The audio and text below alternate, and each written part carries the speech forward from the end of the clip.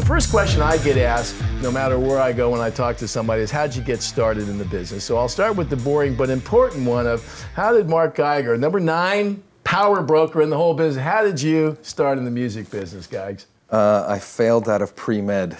There you have it. So I was in college and basically playing baseball and going to be a nice Jewish doctor. And my friends knew I was more of a music fanatic than I did. So I anyway ended up as a hobby joining the campus record store. It was a co-op, the campus radio station, and the events committee, just for sort of shits and giggles. And little did I know it, I ended up running all of them pretty quickly. And one of them, which was the concert promoting, sort of took off. And it went from college shows to starting our own company with a guy on the baseball team who funded it, said, hey, you're good at this, I'm gonna put up some money. We did 4 shows and they sold out. That Yoke? No, this is a guy, but he was on the baseball team, but that's funny. No, it was actually a senior, we were freshmen. So it was early, a guy named Rick J. And then Marc Berman, who you remember, had a little bit of a problem in San Diego, and the general manager of 91X, which was a big radio station down there, they were flipping from commercial rock, KLOS, to K-Rock.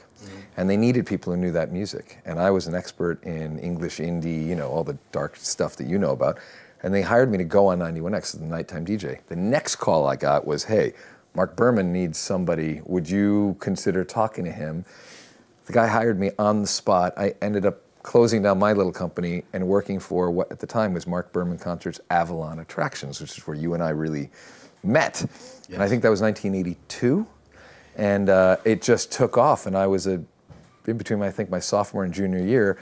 I think my junior year I did 100 shows, and my senior year 150 shows. It was stupid. So that's how I fell into it in college. It's interesting you mention it, because for the folks out here that are starting, you took a tried and true path, similar to Bill Silva's, who was also down in San Diego. And my predecessor, he was at the same school. Okay, which is getting on the concert committee, folks. So if you're in college, and we got all these colleges now that are teaching music business classes, and I'll ask these folks, any of you guys on the concert committee? And they all say no. I'm going, what part are you missing? You get to spend somebody else's money, right? I did not know you were a nighttime DJ. Big time. There you go. And I even did KCRW up here for a while with Deirdre O'Donoghue, you may remember.